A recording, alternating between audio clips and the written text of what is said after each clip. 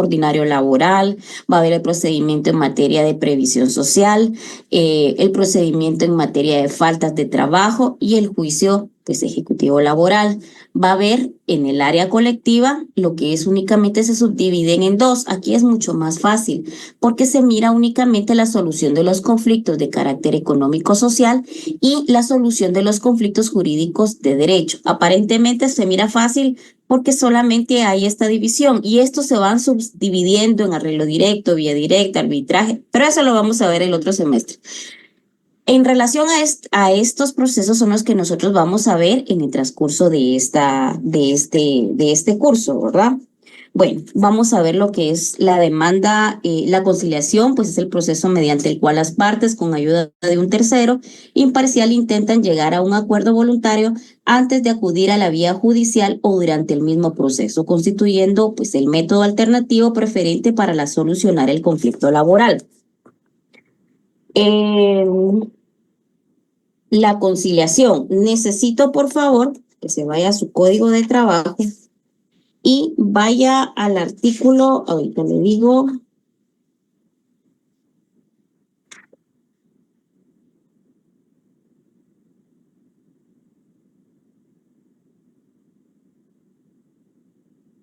$340.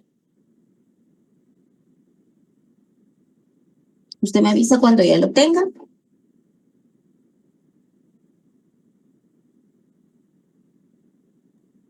Listo, licenciado. Listo. Miren pues, en el primer párrafo nos habla en relación a la reconvención. Solo háganme favor, pónganle como título reconvención, pero eso lo vamos a ver en su momento procesual oportuno, pero solo pónganle de título, reconvención en grande. Y nos vamos a ir al segundo párrafo. En el segundo párrafo usted va a encontrar algo que se llama, y si quiere póngalo también como título, por favor, conciliación.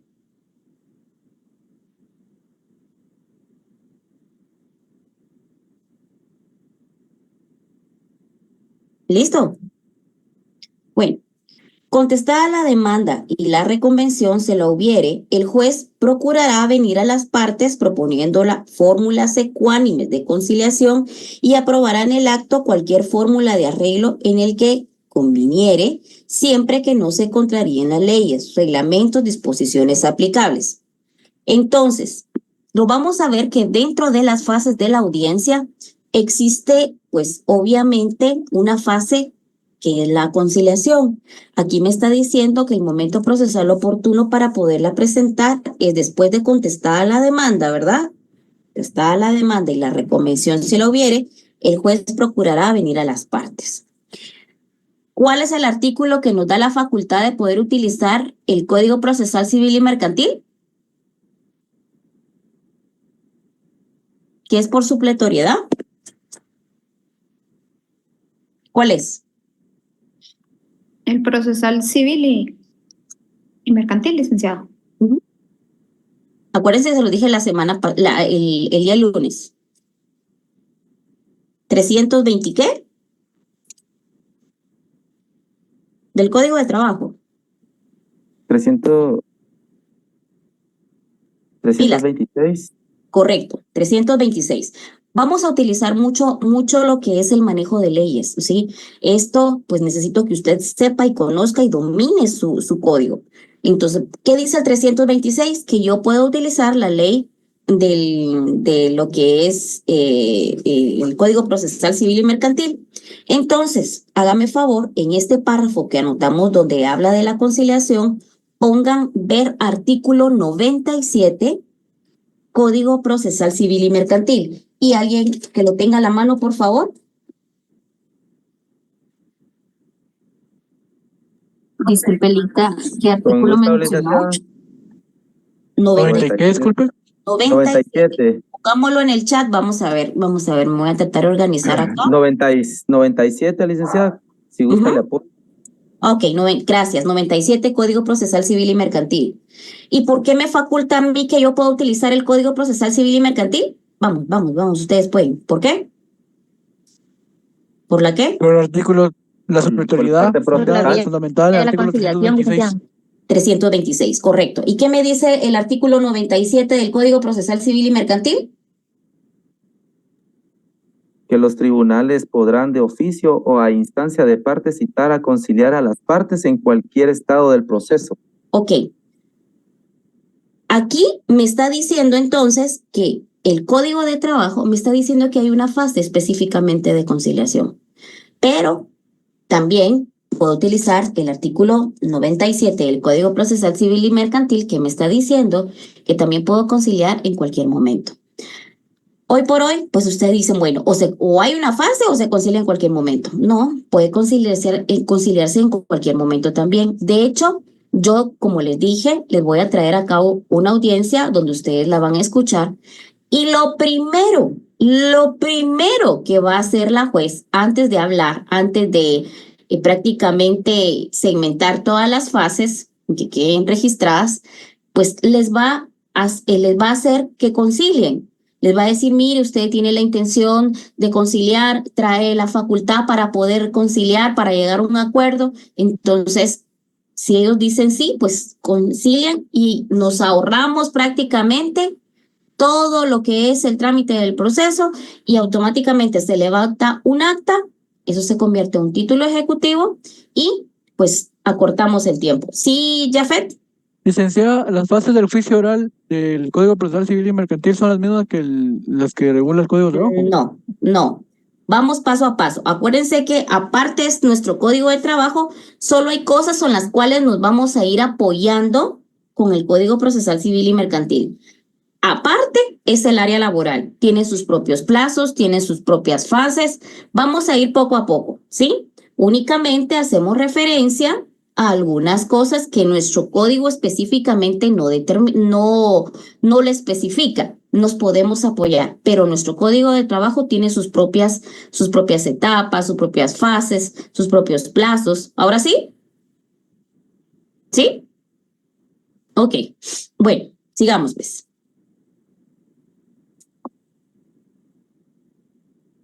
La demanda laboral. Bueno, la demanda es el acto formal escrito mediante el cual un trabajador presenta la reclamación ante un tribunal exponiendo los hechos fundamentales jurídicos y solicitando la protección específica de sus derechos laborales. En la demanda, pues nosotros hay dos formas en la cual usted puede presentar la demanda, pues puede ser de una forma oral o puede ser una forma ¿qué? Escrita, ¿Verdad? Puede ser de una forma oral cuando lleguemos a la fase, hoy lo estamos viendo a grandes rasgos para que usted ya vaya teniendo la idea. Les voy a presentar el formulario que se llena si en dado caso la persona quiere venir y presentar su demanda de una forma oral. Y si ustedes se van a dar cuenta, tiene el mismo esquema que una demanda escrita. Es exactamente lo mismo, pero tiene dos formas. Bueno, la sentencia es la decisión final emitida por un juez en un litigio laboral que resuelve el conflicto planteado en la demanda estableciendo los derechos y obligaciones de las partes de manera fundamental. Recurso de apelación es el medio de impugnación que permite a las partes inconformidades solicitar la revisión de una sentencia. La prueba es el conjunto de elementos medios que se presentan en el proceso laboral para demostrar la veracidad de las afirmaciones de las partes, incluyendo los documentos, testimonios, peritajes y la inspección de cualquier otro medio permitido. La carga de la prueba, la responsabilidad procesal, tiene cada parte de demostrar los hechos que alegan el proceso, considerado que en el ámbito laboral está obligado y pueden variar según la naturaleza del conflicto. ¿Por qué? Porque si ustedes se dan cuenta, pues no solamente manejamos en laboral el procedimiento ordinario laboral, ¿verdad? Sino que obviamente hay varios. El juez de trabajo, autoridad. ¿Quién es el juez de trabajo? Pues es la autoridad judicial especializada, facultada por la ley para conocer, tramitar, resolver los conflictos laborales y aplicando la legislación correspondiente a los principios del derecho laboral. La Ley de Protección al Trabajador, un conjunto de normas, disposiciones jurídicas que regulan regulan y garantizan los derechos y obligaciones fundamentales de los trabajadores, empleadores, estableciendo mecanismos de protección. Despido injustificado, indemnización, eso fue lo que nosotros ya vimos la semana pasada en relación a poder separar nuestro código y saber dónde encontrarlo. Los derechos laborales es el conjunto de prerrogativas y facultades fundamentales que asisten a los trabajadores, incluyendo el derecho a un salario justo, condiciones de trabajo dignas, de seguridad social y demás garantías establecidas en la legislación laboral. Los sindicatos es una organización legal constituida que representan y defienden los derechos e intereses colectivos de los trabajadores en el ámbito laboral mediante acciones y negociaciones reconocidas por la ley. El acto de conciliación es un documento formal que se elabora al finalizar el proceso de conciliación, que era lo que nosotros estábamos hablando, el cual se levanta un acta, lo firman las partes, firma el juez y en caso de incumplimiento se convierte en un título ejecutivo. Notificación es el acto procesal mediante el cual se comunica formalmente a las partes sobre las decisiones, resoluciones, actuaciones dentro del proceso laboral. Y la audiencia laboral es una sesión formal ante el juez donde las partes exponen sus argumentos, presentan sus pruebas y participan en la discusión del caso, desarrollándose bajo los principios de inmediación, oralidad y contradicción.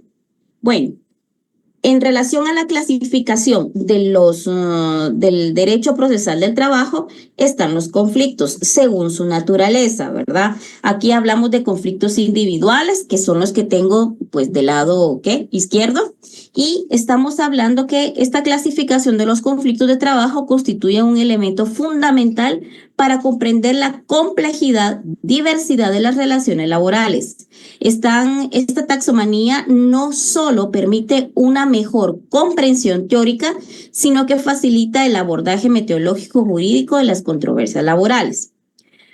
Según su naturaleza del conflicto, por eso es que ¿por qué menciono según la naturaleza? Porque hay varios.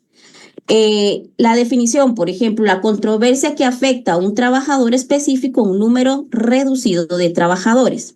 Tiene ciertas características, involucran derechos subjetivos particulares, surgen de la relación contractual individual y tienen un impacto directo con el trabajador individual. Tipos de conflictos individuales. De conflictos sobre los salarios, sobre los despidos, condiciones de trabajo, interrupción de cláusulas contractuales, discriminación, reclasificación profesional. Ahora bien, desde el lado derecho tengo lo que son los conflictos colectivos. Esta es totalmente diferente porque si ustedes se dan cuenta estamos hablando que afecta no a una persona individual, sino que afecta a un grupo de trabajadores o toda una organización sindical. Sus características representan intereses generales, involucran aspectos estructurales en las relaciones laborales y tienen pues la potencial impacto más amplio sobre los conflictos de tipo colectivo, la negociación de los convenios, la huelga, los conflictos sindicales, reestructuración empresariales, modificación y condiciones generales de trabajo. Dentro de los principios, acá vamos a ver, los principios del derecho de trabajo son postulados fundamentalmente que inspiran, orientan y sirven para el sustento del ordenamiento jurídico laboral. Constituyen estrictamente que informan las normas laborales que inspiran soluciones sirviendo como fuente supletoria ante vacíos o lagunas legales. Estos principios nacen de la necesidad de equilibrar la relación natural de desigualdad entre los trabajadores y el empleador, otorgándole una protección esencial a la parte más vulnerable de la relación laboral. Miren, pues, existen principios propios del derecho procesal del trabajo. No solamente existen principios en el área sustantiva. En el principio en el área sustantiva, pues podemos ver, por ejemplo, ¿cuáles serían los principios? Ahí ustedes tienen su código a la mano. ¿Cuáles serían esos principios? Si hablamos del área sustantiva, ¿qué principios podríamos hablar? El de tutelaridad. Como el de garantías mínimas. Exacto. Y me da fundamento. El imperativo. Muy bien, muy bien. Vamos en orden. Acuérdense que aquí... Principio de irrenunciabilidad. Ajá. Eso está en ¿dónde? En el cuarto considerando. Ajá. Vamos a ir en orden. Váyase Inciso A encontramos que es un derecho tutelar. Exacto. En el inciso A encontramos lo que es la tutelaridad. ¿Tiene su constitución a la mano? Sí. Vale. Sí, licenciado. Vamos a ir relacionando, porque no solamente vamos a hablar en relación a lo que son el código de trabajo, sino que lo debemos sustentar todo con nuestra constitución también, ¿verdad? Si hablamos de la tutelaridad, ¿cómo lo podríamos sustentar también? En el artículo 3 de la Constitución. De la Constitución. De la 103 de la Constitución, ¿verdad? Si hablamos, por ejemplo, del mínimo de garantías, ¿qué me dirían ustedes? Artículo 106 de la Constitución. 106. ¿No será el 102?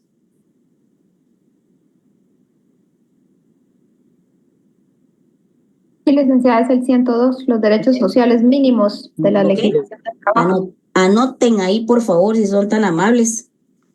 Entonces, con el considerando A, en lo que es la tutelaridad, tenemos el artículo 103, que habla en relación a que el derecho del trabajo es un derecho, pues obviamente que trata de compensar, como hablábamos ayer, esa desigualdad que existe, pues, entre la parte trabajadora y la parte, ¿cómo se llama?, empleadora. Ahora bien, cuando hablamos de los derechos mínimos, hablamos entonces al segundo considerando, estamos hablando de los principios del área sustantiva. Ahorita voy a hacer como un cuadro comparativo, pero necesito que me agarren la idea después del área procesal. Ahora bien, si hablamos del mínimo garantías, perfecto. Estamos hablando, ¿qué encontramos en el área sustantiva? Que le protege el derecho a su salario, a sus vacaciones, ¿verdad? Le protege los derechos y garantías, obviamente, que el trabajador no puede renunciar, ¿verdad? Que prácticamente están como son derechos esenciales. Lo relacionamos con el artículo 102 de nuestra Constitución, ¿verdad? Donde dice que son derechos sociales mínimos fundamentales de la legislación del trabajo y la actividad de los instrumentos y autoridades. Y si usted se da cuenta, por eso encuentra el inciso A, B, C, D, E, F, G, H y J, K hasta la T en relación a las garantías esenciales, lo mínimo, ¿verdad? Pero también necesito que considerando B me lo relacionen con el artículo 22 del Código de Trabajo. ¿Qué dice el artículo 22?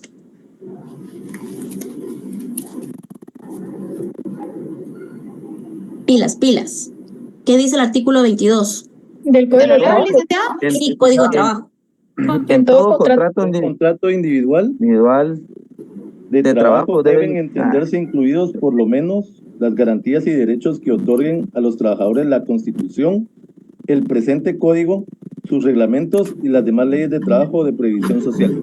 Ok, muchas gracias. Entonces ese inciso lo relacionamos con el 102 de la Constitución, con el artículo 22 del Código de Trabajo también, ¿ok?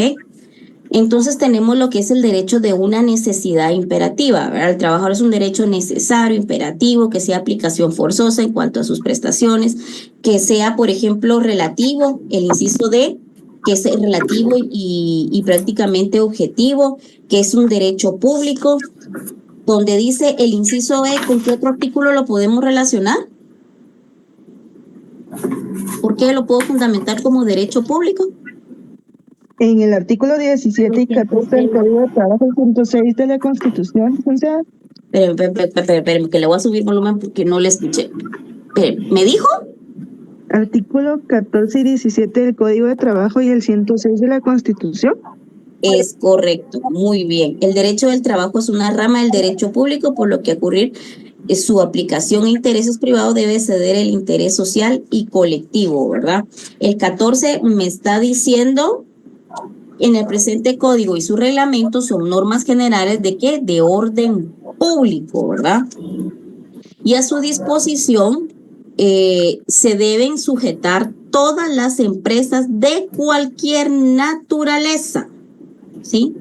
Que sean existentes o en el futuro se establezcan en Guatemala, ¿verdad?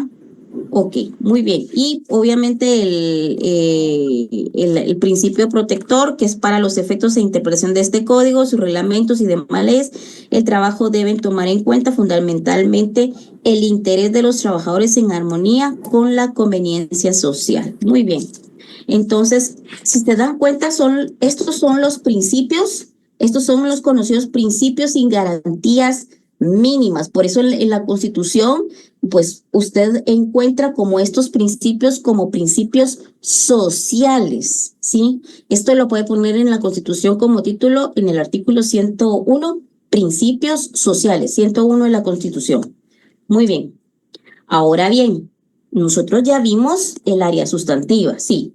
Derecho a la protección a mi salario, a mis vacaciones, a las jornadas de trabajo, protección a lo que es al derecho tutelar. ¿Qué manda?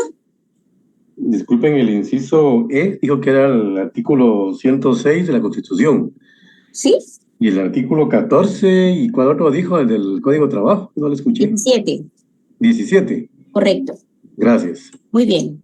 Ahora bien, ahora nosotros así, como existe una protección al salario, a las jornadas, ¿qué le dijera yo? A lo que es el derecho de poderme sindicalizar, también existe algo en relación a los principios, pero propios del derecho procesal del trabajo. Por ejemplo, aquí nosotros tenemos, vamos a ver, donde dice que son unas características esenciales, son de orden público, tienen carácter protector, no se pueden renunciar, tienen fundamento constitucional, son universales, son dinámicos y evolutivos, ¿verdad? Su función, obviamente, pues orienta la creación de normas, guían la política del Estado, su función interpretativa, pues ayuda a conocer en el sentido de las normas laborales, y su función interrogadora lleva a vacíos legales, resuelve casos no previstos en la ley.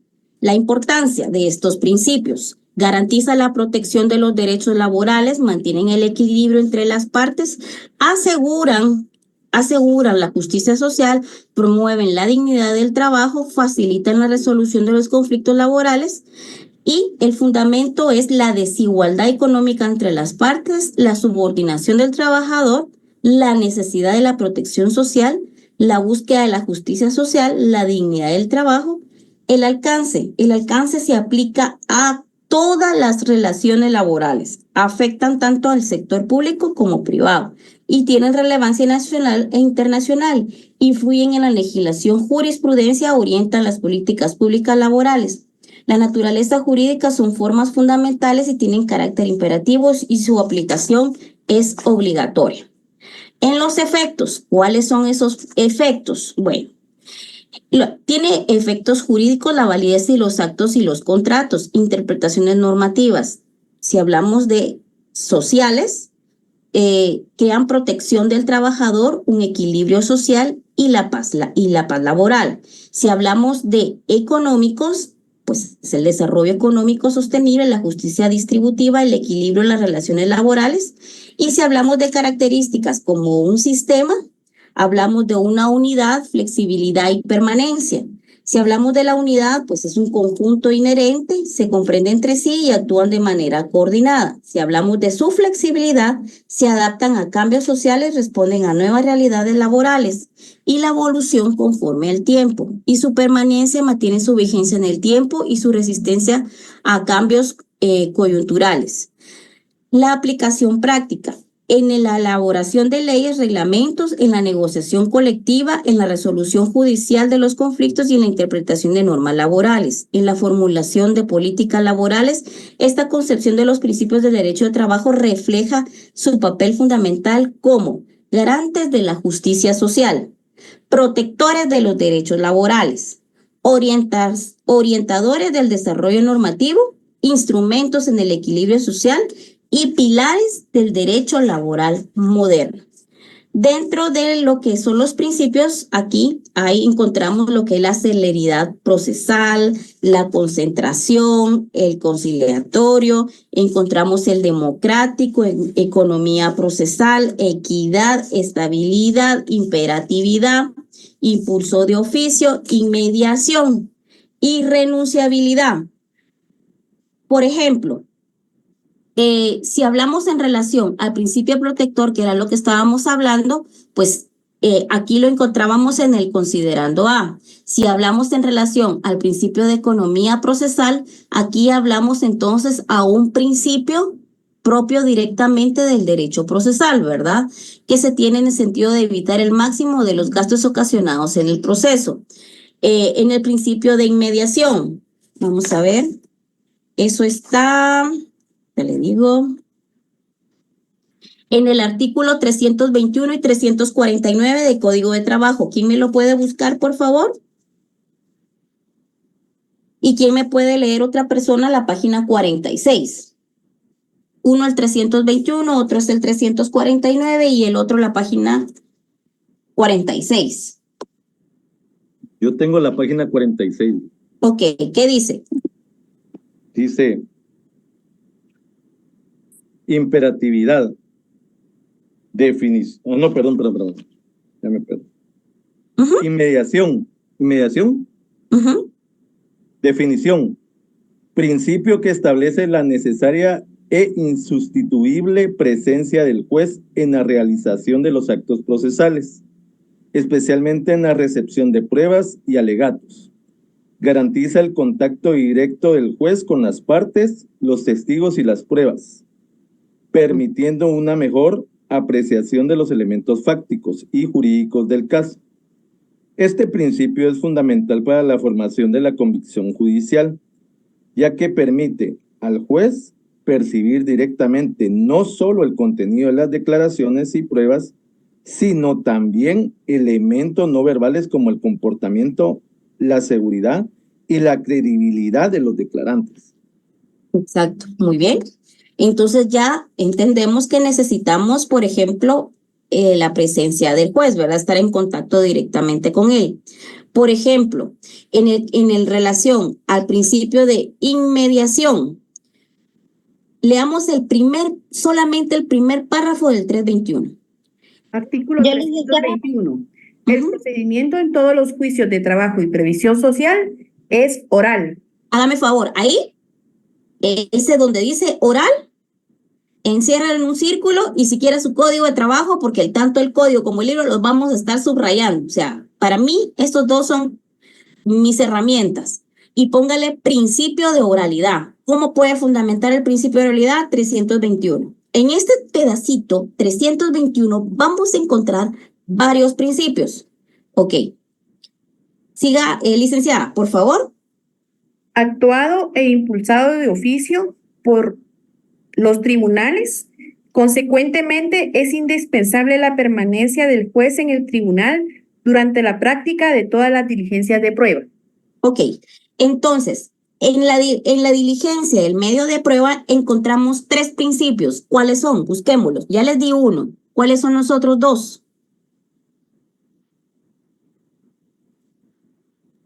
El impulso de oficio.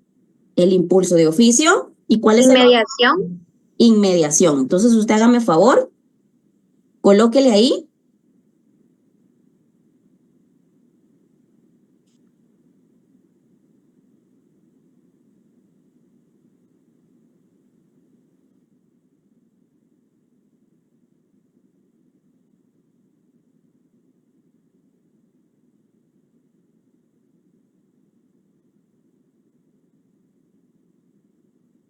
¿Ya?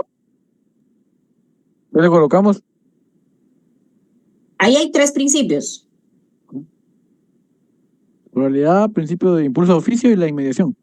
Correcto. El impulso de oficio, ¿qué significa?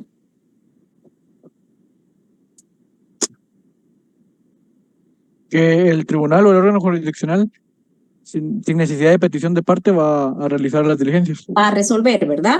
Eso está en la página 45 del libro. principio que otorga al juez la facultad del deber de concluir activamente el proceso, promoviendo un desarrollo, evitando su paralización. Va más allá de la simple conducción formal del proceso, implica un rol activo del juez en la búsqueda de la verdad y la justicia, ¿verdad? También podemos relacionar el artículo 349, por favor, ¿quién lo tendrá? Yo lo tengo, licenciada. Ajá. ¿Lo leo completo? La primera parte. Artículo 349. Cuando haya que recibir declaraciones de testigos fuera de la localidad donde tenga su asiento el tribunal, el juez toma la demanda y con audiencia de la parte contraria, haciéndole saber el día y la hora de la diligencia, podrá comisionar a otro de igual o inferior categoría, aunque no sea de la jurisdicción privativa de trabajo. Okay. Entonces significa que es esa relación que nosotros tenemos directamente con el juez, ¿verdad? La cual me da la oportunidad de poder venir y obviamente pues llevar a cabo lo que es el proceso. Vamos a ver. El principio de concentración. ¿De qué se trata el principio de concentración? Necesito que una persona busque el 335, otra el 338, otra el 340, otra el 42, 43, 46 y el 353. Yo tengo el 335. Yo tengo 353. 332. Ok. Y otro que me busque la página 36. Listo, licenciada. Si quieren lo puede anotar en su libro todos los artículos así de un solo, ¿verdad? Y después poco a poco va a ir usted separándolo poco a poco y va a ir subrayando, ¿verdad? Usted puede ir a hacerlo de la forma que usted desee. Bye. ¿Usted me avisa? ¿Quién tiene el 3? Vamos a leer la concentración, la página 36. La concentración, el principio procesal que propugna la reunión del mayor número de actuaciones procesales en un mismo momento o en momentos próximos entre sí. O sea que lo que hace es que en un mismo momento se pueden dar varias fases, por ejemplo, en una misma audiencia, ¿verdad? Entonces ahí concentra la mayor parte de fases en una audiencia, ¿verdad? Entonces, con la finalidad de evitarme que se extienda el tiempo, ¿verdad? Y pueda resolver de una forma inmediata. Este principio es fundamental para evitar la dispersión de los actos procesales y garantizar que el juzgador mantenga una memoria fresca en los contenidos, acontecimientos, y pruebas presentadas. Facilita la continuidad del proceso y permite una mejor apreciación de las pruebas y argumentación, constituyendo una decisión más acertada y justa. Su implementación efectiva requiere una adecuada planificación judicial y la disponibilidad de recursos necesarios para realizar audiencias concentradas. Entonces, vamos al primero, 335. ¿Qué es lo que dice el 335? La demanda se ajusta a las prescripciones legales. El juez señalará el día y la hora para que las partes comparezcan a juicio oral, previniéndoles presentarse con pruebas a efecto de que rindan en dicha audiencia, bajo apercibimiento de continuar el juicio en rebeldía de la parte que no compareciera en tiempo, sin más citarle ni oírle. Muy bien. Si usted se da cuenta, aquí prácticamente no solo le está señalando día y hora para la audiencia, sino que le está combinando que se debe de presentar con sus medios de prueba, ¿verdad? Entonces, en este artículo 335, ¿de qué se trata? Es cuando se convoca una audiencia, ¿verdad? Probatoria. Hágame favor. Ahí, ¿qué es lo que hace el juez? Uno, ¿qué hace? ¿Señala qué? Día y hora. Póngale número Día y hora. Número uno.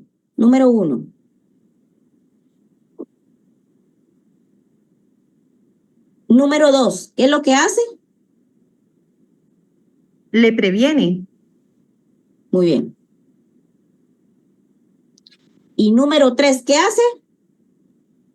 Le realiza un apercibimiento. Le apercibe, lo condiciona, lo amenaza, le dice que si no comparece, ¿qué pasa? Lo declara en rebeldía, sin Sí. poder escucharle ni citarle nuevamente. Entonces, si usted se da cuenta, en una sola resolución concentró varias cosas, ¿sí? Le señaló día y hora, le dijo que tenía que presentar sus pruebas y le dijo que bajo percibimiento el juicio podía continuar en rebeldía. Vamos al artículo 338, que es el siguiente. ¿Qué dice? Si el demandado no se conforma, si el demandado no se conforma con las pretensiones del actor, debe expresar con claridad en la primera audiencia los hechos en que fundamenta su oposición, pudiendo en ese mismo acto convenir al actor. La contestación de la demanda y la reconvención, en su caso, podrán presentarse por escrito hasta el momento de la primera audiencia. Okay, si en el término, ¿hasta ahí? Hasta ahí. Si se dio cuenta, aquí reunimos varias cosas. ¿Sí? ¿Puede contestar? ¿Qué dice acá? Puede contestar. ¿Puede contestar la demanda o hacer reconversión? Ahí sería una contrademanda. Así es correcto. ¿Qué dice el artículo 340? Planteada la reconvención, el juez suspenderá la audiencia señalando una nueva para que tenga lugar la contestación. A menos que el reconvenido manifieste su deseo de contestarla en el propio acto, lo que se hará constar. Ok, entonces, obviamente el derecho es que se suspenda la audiencia, ¿verdad? Porque la otra parte debe de prepararse para presentar sus medios de prueba para obviamente contestar esa demanda. Pero, obviamente, ¿qué dice? Puede manifestar su deseo de contestarla en el propio acto, ¿sí? Por eso estamos concentrando los actos procesales, ¿sí? Antes de leímos el 335, 338, 340, ahorita vamos para el 342. Después 343, ok, no hay ningún problema. 342. Dice, previamente contestar la demanda o la reconvención y en audiencia señalará para el efecto se opondrán a aprobar las excepciones dilatorias. Entonces, si usted se da cuenta, aquí estamos hablando, dice, previamente a contestar la demanda, podemos señalar las excepciones dilatorias, contestar la demanda o contestar la demanda y después señalamos las perentorias. Entonces, estamos de igual forma concentrando la mayor parte de actos procesales, ¿verdad? Bueno, 346 y 353. 346. Todas las pruebas deben recibirse inmediatamente por el juez en la primera audiencia. Para el efecto, las partes están obligadas a concurrir con sus pruebas respectivas. Pero si obviamente no da la oportunidad de que se pueda llevar a cabo en la primera audiencia, la ley faculta que puede haber una segunda o inclusive hasta una tercera audiencia, ¿verdad? Y en el 353 estamos hablando que cuando fuere propuesta como prueba la exhibición de documentos, libros de contabilidad, salarios, planillas, actos, el juez ordenará. Ok, el juez ordenará para la primera comparecencia combinando la parte demandada para que quedara, para la que deberá exhibirlos con una multa de 50 quetzales en caso de desobediencia, ¿verdad? Entonces, si la prueba fuera ofrecida por la parte demandada, igualmente deberá cumplir con prestarla en la primera audiencia. Y se da cuenta, aquí estamos hablando entonces, en la primera audiencia, cuando yo le explique las fases de la audiencia, pues no solamente es contestar la demanda en sentido negativo, no, sino que también abarca pues la exhibición de documentos, la confesión judicial. Lo que unimos en la primera audiencia es tratamos de unir todos los actos procesales. Bueno, entonces vamos con el otro principio procesal. Principio de preclusión. ¿Qué dice el principio de preclusión? ¿Qué dice el principio de preclusión? Leo la pantalla. ¿Ah? Se presenta por el hecho que el procedimiento está estructurado por varias etapas, las que se desarrollan en forma sucesiva, mediante la clausura definitiva de cada una de ellas, impedimento el regreso a etapas y momentos procesales ya extinguidos y consumados. Sería impidiendo el regreso a etapas y momentos procesales ya extinguidos y consumados. Correcto. Perdón, pero es que a veces casi que dormida hago las presentaciones. Ok. Hoy estamos impidiendo el regreso a estas, a estas etapas, ¿verdad?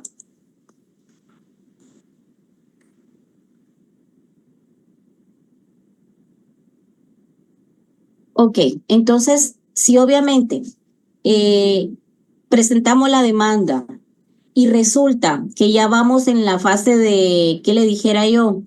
Contestación de la demanda en sentido negativo y usted le dice al juez, mire, perdón, fíjese que se me olvidó. Resulta que mi cliente me acaba de decir que hay un bono pendiente que debió haberse incluido en la demanda. ¿Será que lo podemos incorporar? No, ya no. Ya no. Terminó su momento procesal oportuno, ¿verdad? Entonces ya definitivamente no podemos hacer absolutamente nada. Entonces el principio o impulso de oficio, que es lo que nosotros leímos anteriormente en el 321, ¿verdad? En el cual lo vimos anteriormente, ya lo vimos, el principio de publicidad. Ok, el principio de publicidad, hay actos que son públicos y actos que obviamente no son públicos. Por ejemplo, vamos a una audiencia. Usted le pregunta a la secretaria si puede presenciar la audiencia donde usted no es parte y se sienta en la parte de atrás, como lo va a ver en el video. Usted está sentadito en la parte de atrás porque usted quiere aprender cómo se lleva a cabo una audiencia. Usted puede venir y puede escuchar la audiencia, pero ¿será que usted puede tener acceso al expediente? No. Ok, entonces este principio de publicidad, pues obviamente consiste en un derecho que tienen las partes, hasta terceras personas, a apreciar todas las diligencias, examinar los autos, escritos, las partes, excepto aquellas actuaciones que merezcan reserva. Es el que obviamente propugna porque los actos del proceso sean accesibles al público. Entonces hay diferentes tipos de publicidad, ¿verdad? Que obviamente es un acto público al cual usted puede acudir, pero no puede tener acceso directamente a un expediente, ¿verdad? El principio de oralidad, que es donde hablamos en relación a lo que es la presentar inclusive la demanda, ¿verdad? De forma oral, el cual usted viene, llega directamente al Centro de Justicia Laboral y dice, perfecto, no hay ningún problema, yo quiero presentar mi demanda, no traigo nada escrito.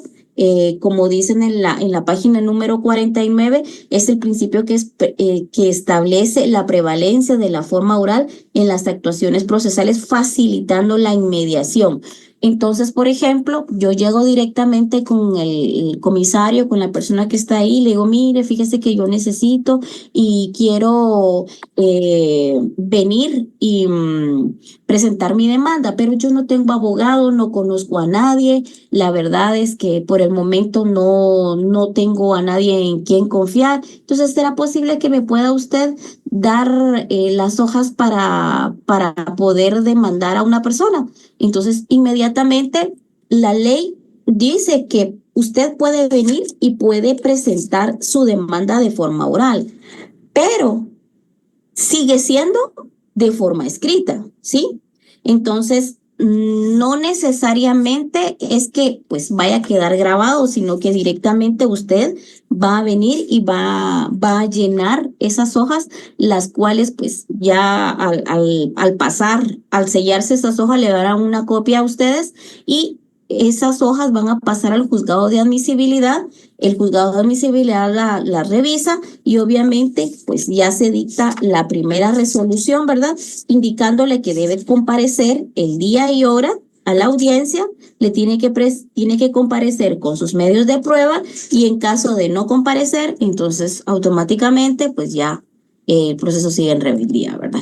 ¿Y por qué el principio de sencillez? Porque obviamente el derecho laboral, pues, no requiere formalidades. Si usted se da cuenta, está libre de impuestos, no se colocan timbres. Entonces, por eso es el principio de sencillez, ¿verdad? También encontramos lo que es el principio de investigación o la averiguación de la verdad material o histórica. En este caso es, por ejemplo, que el juez si no le interesa la verdad formal, sino que prácticamente se dedica a verificar la historia, ¿verdad? Para dar una resolución correcta, una resolución apegada a derecho en relación a lo que realmente ocurrió. El principio de adquisición de los medios de prueba consiste en que los medios de prueba y diligenciados o producidos de una de las partes no lo benefician únicamente a ella porque se convierten en prueba del proceso y no de las partes, como pueden eventualmente favorecer a el código, el 177 del Código Procesal Civil y Mercantil. Espérenme, chicos, un momentito. Ahí estamos. ¿Ok? Encontramos también el principio de flexibilidad, que obviamente el principio de flexibilidad es que le otorga pues amplias facultades al juzgador para intervenir en el peso de onus probandi para apreciar el material probatorio producido utilizando, esperemos a dejar de compartir, denme un segundo. Ok, entonces, por ejemplo, para apreciar el material probatorio producido y utilizado en los sistemas que pueden variar desde la sana crítica libre, la convicción descartándose todas las reglas tasadas de la valoración. Aquí estamos hablando en relación, por ejemplo, les hice un resumen en relación a los principios en el libro. Lo vimos de forma rápida en las presentaciones en relación a lo que es el fundamento, pero la definición la encuentran acá. Y con el principio de celeridad, pues obviamente estamos hablando que se reúnen la mayor número de actos, ¿verdad? En el menor tiempo posible, sin que ello implique un sacrificio, pues, del debido proceso. Este principio responde a la necesidad social de una justicia oportuna y eficacia, estableciendo la administración de la justicia debe ser rápida, expedita, eliminando a través de superfluos o redundantes. El de concentración reúne, pues, obviamente la mayor parte de actuaciones, ¿verdad?, procesales en un mismo momento, como lo vamos a ver en el caso de la audiencia.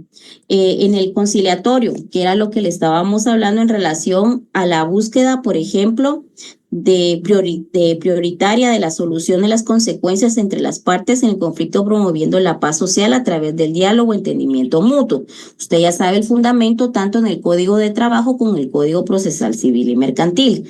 Tiene sus propias características, que la voluntad, la flexibilidad, la autocomposición, la serenidad. Elementos constitutivos en la audiencia, pues obviamente son conciliatorios, propuestas conciliatorias, acuerdos entre las partes, intervención del conciliador. Denominaciones doctrinarias, pues encontramos la autocomposición, la solución consensual, el advenimiento entre las partes, el principio de composiciones amigables, ¿verdad? El democrático, el principio materializa los valores fundamentales del Estado de Derecho en el proceso judicial, garantizando la participación efectiva de igualdad. 39. De todos los involucrados. Es la economía procesal, pues obviamente es el principio que propugna y la obtención del máximo resultado procesal con el mínimo de la actividad jurisdiccional de gastos para las partes. No se limita únicamente al aspecto económico del proceso, sino que abarca también la economía del tiempo y del esfuerzo. El de equidad es un principio fundamental que permite juzgar y adaptar la regla general a las particularidades del caso concreto, buscando la justicia material por encima del rigorismo jurídico formal. Respeta la humanización del proceso y la posibilidad de considerar circunstancias especiales que la ley, o por su carácter general y abstracto, no puede prever. El de estabilidad es el principio que garantiza la permanencia y solidez de las decisiones judiciales, proporcionando la seguridad jurídica Y el de imperatividad, pues el principio que establece el carácter obligatorio y vinculante de las normas procesales que no pueden ser modificadas o dejadas sin efecto por la voluntad de las partes, y reflejan la naturaleza del orden público del derecho procesal, su parte en la organización de administración de justicia. Y también lo que es el de impulso de oficio, que también lo vimos, y el de inmediación. Déjenme ver un momentito.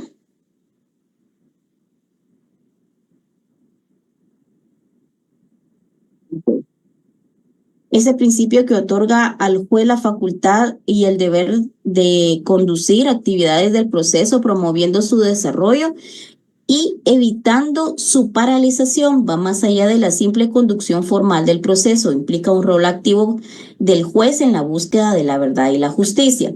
La inmediación, el principio que establece la necesidad del insustituible presencia del juez en la realización de los actos procesales, especialmente la recepción de pruebas y alegatos, garantiza el contacto directo con el juez, con las partes, los testigos, las pruebas pertinentes y una mejor apreciación de los elementos fácticos y jurídicos del caso. La irrenunciabilidad, pues obviamente la irrenunciabilidad la encontramos, esta sí, en la Constitución Política de la República de Guatemala. Este sí no, y está en el artículo 106. El principio que establece de ciertos derechos y garantías procesales son de orden público y no pueden ser objeto de renuncia de las partes, incluso si existe la voluntad expresa de hacerlo. Tiene sus características y tiene sus elementos. Perdón que voy un poquito rápido, pero necesito terminar de abarcar el principio de oralidad. También lo vimos. Es el principio que establece la prevalencia de la forma oral en las actuaciones procesales, facilitando la inmediación, la concentración, la publicidad. El proceso va más allá de la simple expresión verbal e implica la forma específica de organizar el proceso judicial.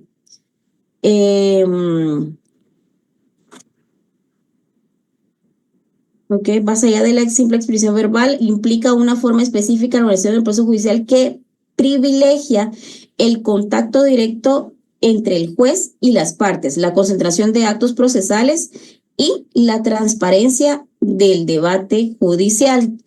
El principio realismo y objetivo es el principio que orienta el proceso hacia la búsqueda de la verdad material, basándose en evidencias concretas, verificables, va más allá de los formalismos u oficios judiciales. Este principio exige de las decisiones judiciales y se fundamentan en hechos probados, objetivos y no en meras suposiciones o perjuicios.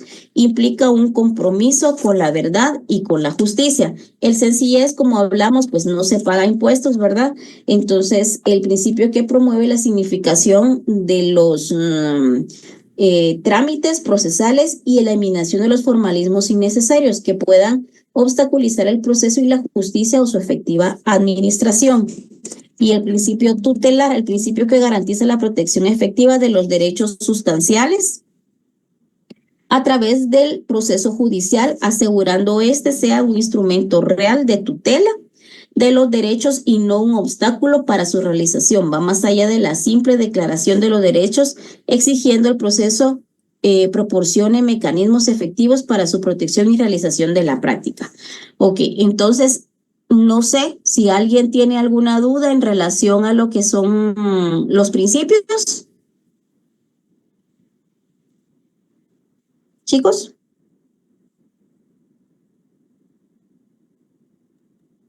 Licenciada, todo claro, gracias. Vale, entonces vamos a dejarlo hasta aquí. Solamente nos quedan 2 temas para cubrir según el programa. Es la naturaleza, concepto y definición. Son 3, perdón, y la realización con otras ciencias. ¿Cómo es que podemos relacionar nuestro código de trabajo con el derecho penal? Lo vamos a fundamentar. ¿Cómo lo podemos relacionar con la Constitución? ¿Cómo lo podemos relacionar con lo que es el derecho civil? ¿Cómo lo podemos relacionar con el derecho administrativo? Esto lo vamos a ver en clase el día lunes. Entonces, les voy a dejar un cuestionario. Ahorita lo voy a hacer de una sola vez. El cuestionario pasado y el cuestionario de este mes. ¿Sí? Ambos van a ser... ok. Ok. Ambos van a ser colocados en lo que es el chat de WhatsApp. Miren, una pregunta. Fíjense que estoy viendo y me está desconcentrando un poquito que en el chat veo a veces mensajes, pues obviamente que no corresponden a la clase. Si se dan cuenta, quité las presentaciones. No me gusta las faltas de respeto, soy muy respetuosa hacia ustedes. Dejé de dar artículos por lo mismo que se estaba como que manchando la presentación. Entonces, la finalidad es que ustedes tengan cómo defenderse o cómo sustentar. Por ejemplo, si le dicen, mire, susténteme por favor el principio de oralidad. Mire, por favor, susténteme por qué el principio es, está exento de, está exento de impuestos, por ejemplo. ¿Por qué?